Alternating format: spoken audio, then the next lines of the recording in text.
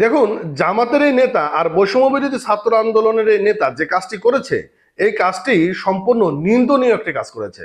এই কাজটি করা তাদের মোটেও ঠিক হয়নি। আর তারা যে কাজটি করেছে, এই কাজটি আওয়ামী লীগের জন্য কিন্তু অনেক উপকার হয়েছে। তারা হয়তো মনে করেছিল যে কাজটি করলে এলাকায় যারা আওয়ামী লীগের নেতা কর্মীরা চোখের সামনে দিয়ে ঘুরে বেড়াচ্ছে তারা বড় বিপদে পড়বে। তারা আরো এখন অনেক উপকৃত হয়েছে আপনাদের এই কাজটি করার জন্য। এই কাজটি আপনারা মোটেও ভালো কাজ করেননি এবং এটি খুবই নিন্দনীয় একটি কাজ করেছেন।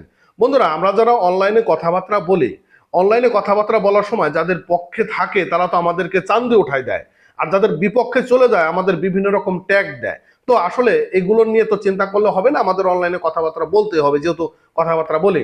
ঘটনা হলো, বৈষম্য বিরোধী ছাত্র আন্দোলনের এক নেতা এবং একজন জামাতের নেতা যে কাজটি করেছে সেটি হচ্ছে, তারা মুখে মাস্ক এবং হেলমেট পরে জয় বাংলা জয় বঙ্গবন্ধু স্লোগান দিয়েছে আর বলেছে যে জামাত শিবিরের চামড়া তারা তুলে দেবে, আর ওইদিকে বিএনপিরও তারা চামড়া তুলে দেবে, এবং আরো অনেক ধরনের তারা মিছিল বের করেছিল, যেটি কিন্তু যে কোনো দলেরই কিন্তু একটা মাথা গরম হয়ে যাওয়ার মতন কথা। তো এই কাজটা করার ফলে কি হচ্ছিল, তারা তাদের উদ্দেশ্যটা কি ছিল সেটা আপনারা বুঝতে পেরেছেন।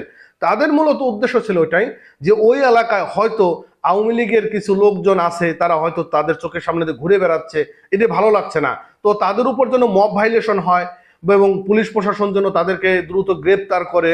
এই কাজটা করার জন্য তো তারা মূলত এই কাজটা করেছিল। কিন্তু কি হলো, হলো তাদের নিজেদের দলেরই বদনাম হলো। তো এখন মূলত কি হচ্ছে, আজকের পত্রিকা এরকম একটা নিউজ প্রকাশ করেছে। বন্ধুরা, আমি আপনাদের মাঝে একটু নিউজটা শেয়ার করার চেষ্টা করব, একটু কন্টিনিউ করবেন যে তারা যে কাজটি করেছে সেই কাজটা আসলে কতটা নিন্দনীয় কাজ করেছে।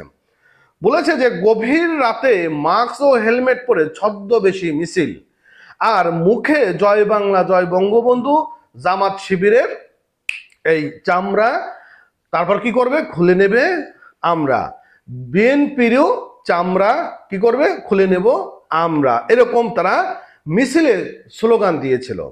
আর ভিডিও দেখে যে কেউ মনে করতে পারে যে এটি আওয়ামী লীগের মিছিল। তবে মিছিলে ছিলেন জামাত নেতা সোলাইমান হোসেন এবং বৈষম্য বিরোধী ছাত্র আন্দোলনের মুজাহিদ বিন ফিরোজ, সমন্বয়ক ইমরান হোসেন এবং মীর আরিফ, তারাও তাদের অনুসারীরা। বিষয়টা বুঝতে পারছেন যে তারা আওয়ামী লীগ সেজে তারা মিছিল করেছিল, মানে আওয়ামী লীগের ব্যানার সেজে মিছিল করে তারা এই কাজটি করেছিল। কতটা নিন্দনীয় কাজ করেছে।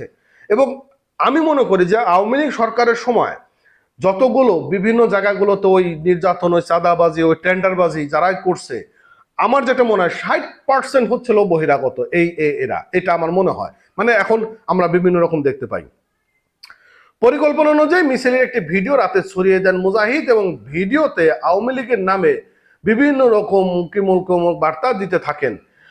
এই মুহূর্তের মধ্যে সামাজিক যোগাযোগে এটি ভাইরাল হয়ে যায় এবং ঘটনা ঘটে 16 জুলাই সাতক্ষীরার দেবহাটা উপজেলার সখীপুর ইউনিয়নের চিনেডাঙ্গা এলাকায়। আর মুজাহিদ বিন ফিরোজ বৈষম্য বিরোধী ছাত্র আন্দোলনের দেবহাট উপজেলা শাখার আহ্বায়ক এবং সোলাইমান হোসেন সখীপুর ইউনিয়নের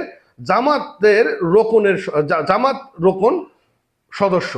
আচ্ছা, আর 33 সেকেন্ডের ওই ভিডিওতে মুখোশধারীদের পোশাক এবং চলমান দেখে সন্দেহের দানা বাঁধে স্থানীয় রাজনৈতিক নেতা কর্মীদের। আর মিছিলের শনাক্তর পর তাদের বিরুদ্ধে সাংগঠনিক ব্যবস্থা গ্রহণের দাবি জানান তারা। এরই মধ্যে বৈষম্যবিরোধী ছাত্র আন্দোলনের দেবহাটা উপজেলা শাখার আহ্বায়ক পদ থেকে মুজাহিদ বিন ফিরোজকে স্থায়ীভাবে বহিষ্কার করেছে সাতক্ষীরার জেলা কমিটি, এবং গত মঙ্গলবার সংগঠনের জেলা আহ্বায়ক আরাফাত হোসেন স্বাক্ষরিত বিজ্ঞপ্তিতে এই সিদ্ধান্ত জানানো হয়। মূলত বহিষ্কার হবেই তো, এখন স্বাভাবিক, তারা যে কাজটা করছে দল থেকে বহিষ্কার করবে। কিন্তু এই যে কাজগুলো তারা করে একটা সমাজের মধ্যে বিশৃঙ্খলতা, সেটা কিন্তু আসলে মেনে নেওয়া যায় না। দেখেন, একটা কথা না বললেই নয়, আপনাদের কেমন লাগবে কথাটা আমি জানি না। আমাদের মাস্টারমাইন্ড মাহফুজুল আলম তিনি একটা ফেসবুকে পোস্ট করেছিলেন, সেটা হচ্ছে দেশে গৃহযুদ্ধ আসন্ন। জানি না যে তিনি কোন পারপাসে পোস্টটি করেছিলেন। ভালো থাকেন, নতুন আপডেট পেতে অবশ্যই চ্যানেলটি সাবস্ক্রাইব করবেন। Thank you.